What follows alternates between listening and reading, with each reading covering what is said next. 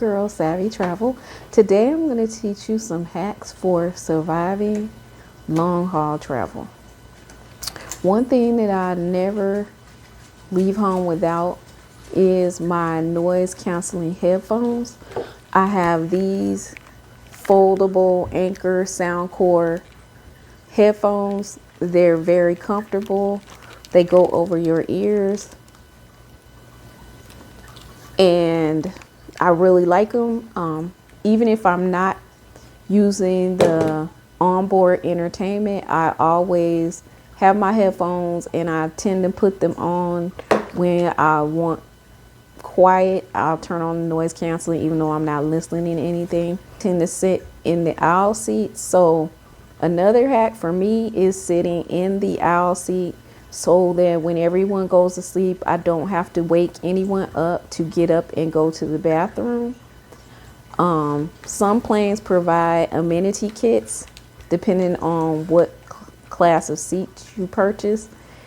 And in the amenity kits, they provide the eye shades, which these are good in case you are sitting next to someone who doesn't want to close their window shades when you're leaving in daylight hours and you're light sensitive, or you can't go to sleep if it's not dim or dark. So light shades are another hack for a long haul that helps you survive. Also, now that I'm getting older, I learned to value compression socks. I got these from Amazon. These are compression socks, but they don't look like compression socks. I'll wear compression socks anytime I'm sitting for long periods of time on a plane. Also, when I have to sit in the car for long periods of time. I'm just conscious of getting blood clots, so I try to do what I can. Also, I get up and walk at least try to stand up or walk from the front of the plane to the back of the plane for once every couple of hours, just to keep blood from settling. I'm real conscious of getting blood clots. On long hauls, you need a travel pillow. I like pillows that are firm but not too firm. I test them out before I purchase them, because when you're putting it on, it's too firm. For me, my neck tends to get stiff if the pillow is too firm. I like the memory foam ones. I don't really like the ones with beads in it. They're not really all that comfortable.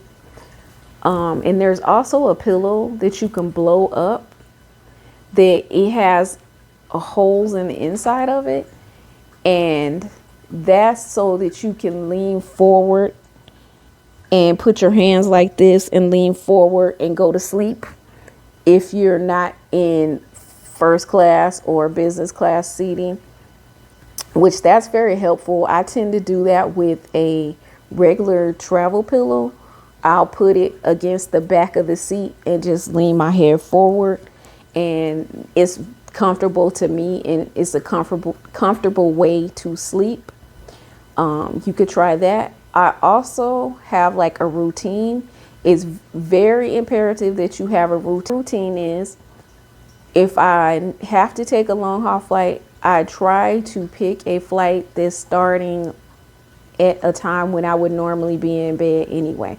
So I'll try to pick at the earliest at 8 p.m., but really later, so 9 p.m. or the latest I can get flight, so that I'm already tired from a full day.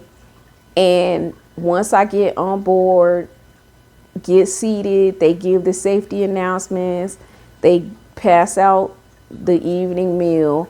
After the evening meal, I'm going to sleep. And I try to sleep, if you're going to be on it's mimicking your normal schedule, so that you should sleep a good 8 hours. So that's 8 hours of the flight gone. Now, if you're on a flight that's 9 hours, then when you wake up, you only have 1 hour before you land. You could watch a video or something to alleviate that time. My whole thing on long haul flights is to try to alleviate time or watching the clock. So I try to do things like sleep. I make sure that I always bring sleeping pills. I know some people say that they can't sleep on flights. I can go to sleep on flights. I prefer to go to sleep on flights, especially long haul flights. That's what gets me through. Another thing that'll help you on long haul flights, and I have like something that I call my airport pants, and they're actually cargo pants. I find that cargo pants are the best for me when traveling through the airport. I have to have pants that are soft. I don't like real rough material on my skin, especially when I'm sitting for a long time, just in case I start to get like a restless feeling in my legs. If the material is soft, that helps alleviate that feeling. And so I tend to have like some pants that I call my airport pants.